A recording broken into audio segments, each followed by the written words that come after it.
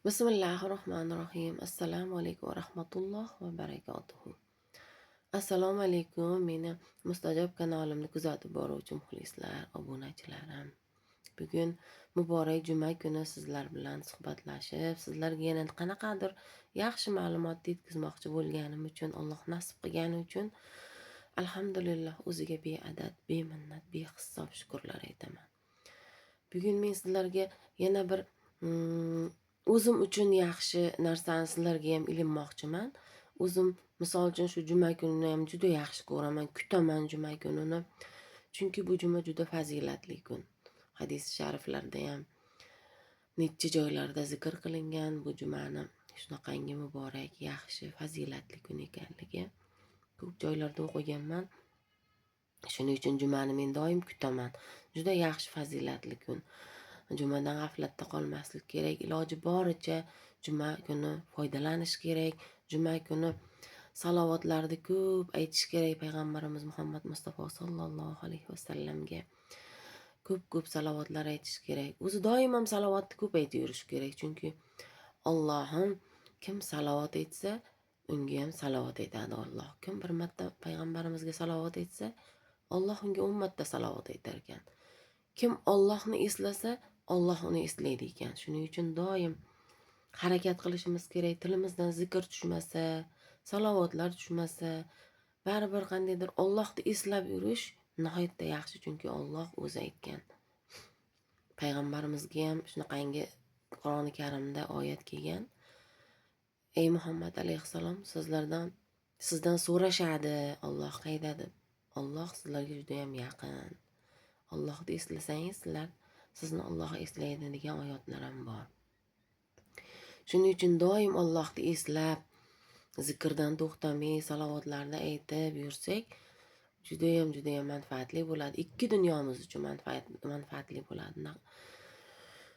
Shu dunyomiz uchun, balki u dunyomiz uchun ham manfaatli bo'ladi. Shuning uchun ayniqsa mana shu juma kunida tilimiz zikrdan to'xtamasa, Allohni eslashdan to'xtamasa, payg'ambarimizga salovat aytishdan to'xtamasa, juda ham yaxshi natijalarga erishamiz. Duolarimiz ijobat bo'lishiga vasila bo'ladi. Shuning uchun jumani men intizorlik bilan kutaman. Sahardan turib Xudo qodir qilgancha ibodat qilaman. Endi men uydaman, hozir uyda o'tirib, haligi yosh katta ayolman, kelinim bor xizmatimda. Shuning uchun ibodatda qoyim bo'lishga harakat qilaman, duo zikrlarda turishda harakat qilaman. Endi ko'pchilik ishda bo'ladi, ko'pchilik yo'lda bo'ladi. Bunaqangi o'tirib olib ibodat qilishga vaqti bo'lmaydi. Unda ham xafa bo'lishni keragi yo'q, chunki yo'lda qilingan duo ham juda ham ijobat bo'ladi. Ishxonada o'tirib ishlashni o'zi ham ibodat. Bu ibodatga yana ishlab turib qalbingizdami, tilingizdami ibodatga moyil zikrlarni qilib, duolarni qilsangiz, undan ham yaxshi bo'ladi. O'tirib olib, uyda bekorchi bo'lib, duo qilgandan ham yaxshiroq duolar qabul bo'ladi. O'shanda bilinglar shuni. Meni vaqtim yo'q, men unaqa qilib o'tirishga vaqtim yo'q, ishdaman, ishlashim kerak deganlarga shu xabarni beray. Ishlashni o'zi ham bolam chaqam deb ishga borib, xo'jayinlarga itoat qilib, vaqtingizni o'sha yerda, kuchingizni o'sha yerda sarflab, ishlab kelishni o'zi ham ibodat. Bu haqida hadis shariflarda keltirilgan, o'zimning gapim emas. Shuning uchun ishxonadami, yo'ldamisiz, zikrdan to'xtamay, shu zikrlarni qilib, Allohni eslab, salovatlarni aytib duo qilsangiz, uyda bekor o'tirib duo qilgandan ham inshaalloh yaxshi natija bo'ladi. Shuning uchun ishxonada ishlayman deganlar zikrdan to'xtamanglar.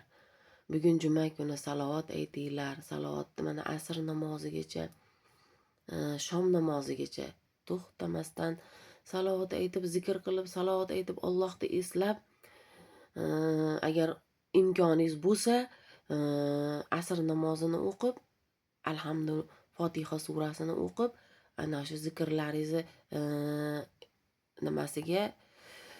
xotimasiga Allohdan so'rab, ahd qilib duo qilsangiz, albatta duongiz ijobat bo'lar ekan. Men buni necha marotaba sinaganman. Odamda duo ko'p-ku, odamda nima deydi, xohish istagi ko'p. Uni hali o'tirib olib omin palonni ber, omin pistonni ber deyishga vaqtim yetmaydi. Allohdan uyalib ham ketasiz. So'raysiz, qolganini so'ralmaysizda omin deb eng zarurlarini so'raymizda. Lekin qalbimizdagi o'sha aytilmay turgan niyatimizni ham Alloh bilguvchi. Alloh yetkazib qo'ysa hech gap emasda. Allohga juda oson. Shuning uchun biz bandalari Allohga iltijo qilishdan to'xtamasligimiz kerak. Xolos, bizdan shu talab. Oson ish-ku bu. Bekor ham yuramiz, hali bekorchi gaplarni ham gaplashamiz, ishxonalarda ham, yo'llarda ham, telefonda o'ta ko'p gaplashish keragi yo'q. Ayniqsa juma kuni bekorchi suhbatlarni to'xtatish kerakda. Faqat salovat aytib, zikr qilib, farzandlaringizni duo qiling. Birinchi o'rinda ota-onani duo qilish kerak. Juma kuni telefon qilib ham bo'lsa, borishga imkoniyati yo'qlar, ota-onadan xabar olish kerak. Bemor qavmi qarindoshlar bo'lishi mumkin, borishga imkoniyati bo'lmasa, hozir juda ham hali osonlashgan zamon, telefon qilib bir og'iz hol-ahvol so'rab, hali kartalardan pul o'tkazish mumkin. Ilojingiz bo'lsa, mablag'ingiz yetarli bo'lsa, imkoniyatingiz bo'lsa, kartalariga pul tashlab xursand qilishingiz mumkin. Qanaqadir yaxshilik qilishga imkon topish kerakda juma kuni. Mablag' jihatidan bir imkoniyatingiz bo'lmasa, telefon qilib bir yaxshi gaplarni gapirib xursand qilish ham yaxshilikka kiradi. Mana shunaqa yaxshiliklarni qilib ham juma kuni eng oliy niyatlaringizni, haligi farzandlaringizni duo qiling, ota-onangizni duo qiling, bir bemorlaringiz bo'lsa, bemorlarni duo qiling.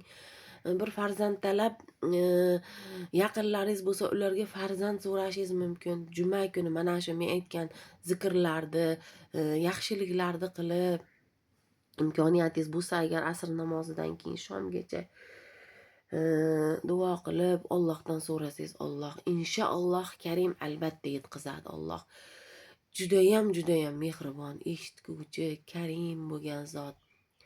Allohga iltijo qilishdan to'xtamaslik kerak. Hali bekarchi, manfaati yo'q ishlar bilan shug'ullanmasdan shunaqa zikrlarni qilib, ibodatlarni qilsangiz albatta ijobat bo'ladi. Alloh eshitmay qo'ymaydi inshaalloh Karim. Men shuni bugun sizlarga juma kuni yetkazmoqchi bo'ldim. Agar shu maslahatimga amal qilib, shu narsalarni, shu ibodatlarni bajarsalar, arzimagan nima-ku bu, zikr qilib yurish qiyin emas-ku, faqatgina esimizdan chiqib qoladi xolos. Esimizga tushishi bilan darrov tilimizni zikrda, salovatda saqlasak, buni manfaatini o'zlaring ham ko'rasizlar inshaalloh Karim.